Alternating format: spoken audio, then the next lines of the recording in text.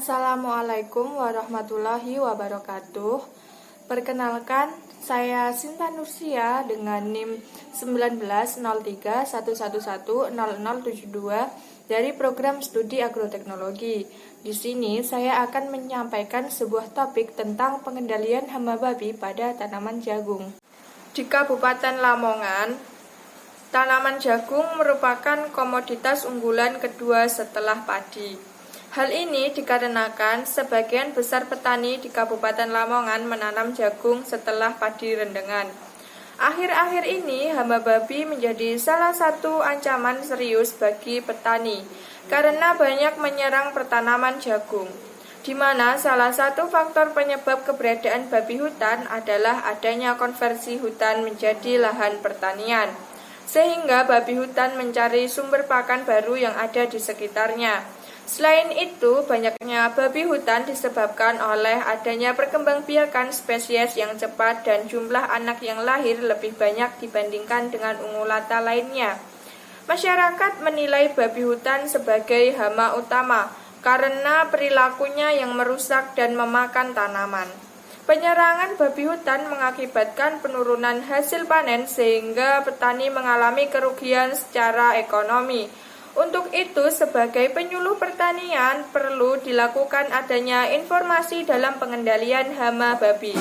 Berikut merupakan kerusakan yang terjadi akibat hama babi.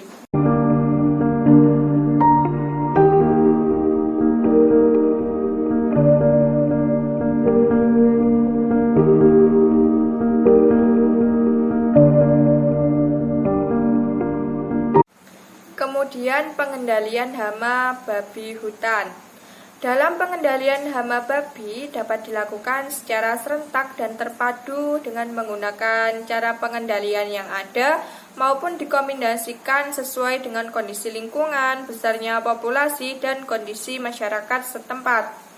Pengendalian hama babi dapat dilakukan dengan sanitasi tanaman dan lingkungan, dengan cara membersihkan semak belukar pada pertanaman atau di area sekitarnya, agar tidak menjadi sarang babi hutan.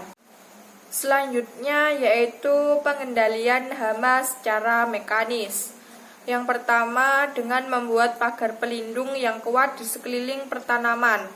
Akan lebih baik kalau pagar tersebut berupa pagar hidup dari tumbuhan yang relatif kuat karena akarnya bisa menghunjam ke dalam tanah.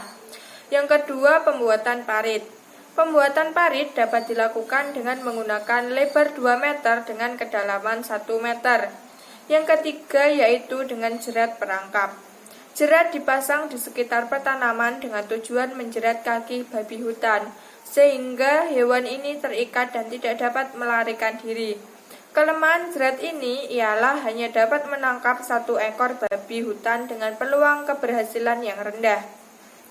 Yang keempat, repelan, yaitu menggunakan pakaian orang dewasa yang digantung sebagai repelan untuk mengusir babi hutan dari suatu pertanaman. Yang kelima, dilakukan dengan berburu. Berburu babi hutan dilakukan oleh warga setempat dengan menggunakan alat bantu berupa tombak. Selanjutnya yaitu pengendalian hama secara biologis. Pengendalian secara biologis dilakukan melalui predator babi hutan seperti harimau atau ular, atau menggunakan pestisida nabati seperti akar dan umbi Glorisa superba LINN, kembang sungsang atau katongkat atau mandalika. Kemudian pengendalian hama babi secara kimiawi. Bahan kimia yang dapat digunakan sebagai racun babi adalah zinc fosfit, fosfordek, dan temik. Cara penggunaan zinc fosfit dan fosfordek adalah dengan memasukkan racun ke dalam umpan dan dipasang pada tempat yang dilalui oleh babi. Kemudian cara penggunaan racun temik adalah dengan memasukkan racun temik sebanyak 1,5 sendok teh ke dalam umpan secara langsung. Umpan yang dapat digunakan adalah ubi kayu, ubi jalar, nangka, talas, bangkai tikus, dan bangkai ikan. Kemudian pengendalian hama babi yang dilakukan oleh petani setempat, yaitu dengan pemberian wewangian dan kapur barus. Cara penggunaan wewangian yaitu dengan mencelupkan kain bekas ke pewangi pakaian dan mengisi botol dengan wewangian kemudian digantung di sekeliling lahan. Untuk kapur barus, cara penggunaannya adalah dengan cara mengombinasikan kapur barus yang ditumbuk halus dan terasi, kemudian dibungkus dengan kain dan digantung di lahan pertanaman. Berikut merupakan pengendalian dengan wewangian yang dilakukan oleh petani.